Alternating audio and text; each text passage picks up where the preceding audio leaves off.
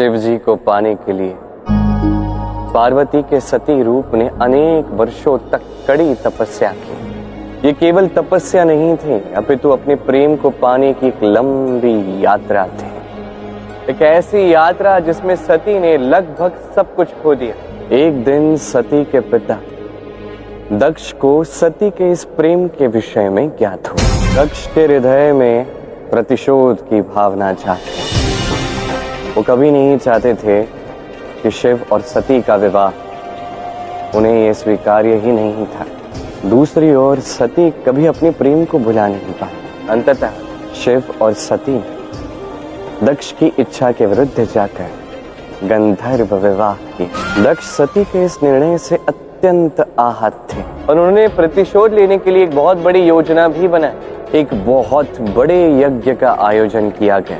इसमें अनेक लोगों से अनेक अतिथियों को आमंत्रित किया गया, केवल शिव और सती को आमंत्रित नहीं किया।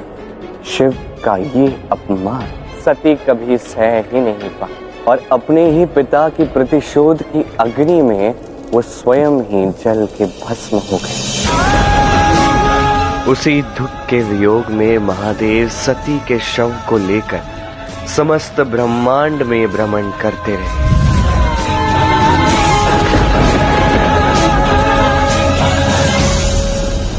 तब श्री हरि नारायण ने शिव से कहा, मैं समझता हूं कि सती को खोकर आपके हृदय में कितना दुख है, किस पीड़ा की अनुभूति आपको हो रही है। शिव, आपको शांत होना होगा और सती के इस देह का आपको त्याग करना होगा।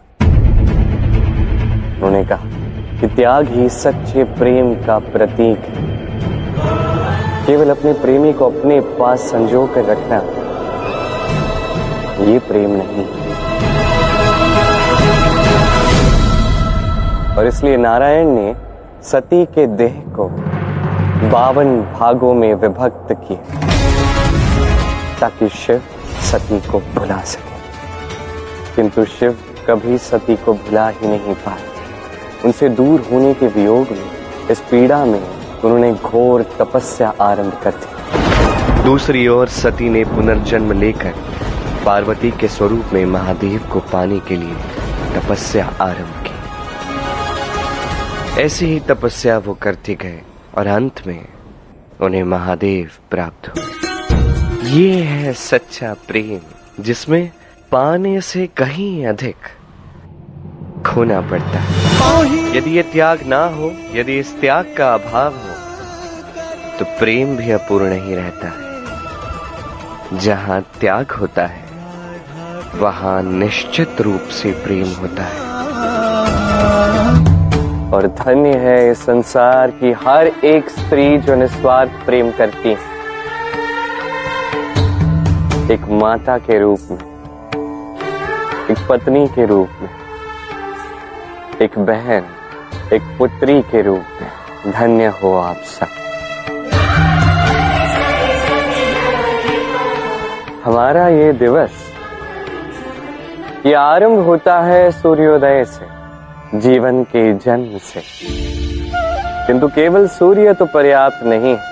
सूर्य उगता है उषा के साथ, रहता है किरण के साथ और अस्त होता है संध्या के साथ।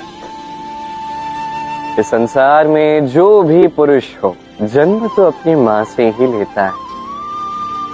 जीवन बीतता है उसका अपनी बहन के साथ और अंत में उसे साथ मिलता है एक स्त्री का, एक पुत्री का।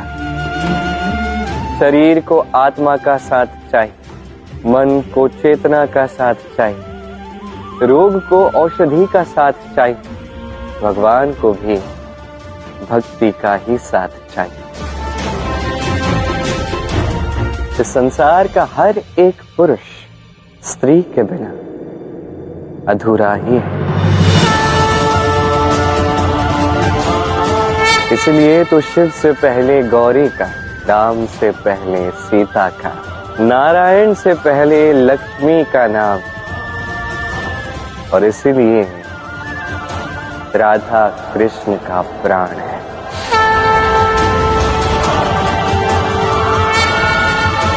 बस एक बात कहना चाहूंगा हृदय धड़कता नहीं बिना श्वास के, और कोई भी पुरुष आगे नहीं बढ़ सकता बिना स्त्री के विश्वास के।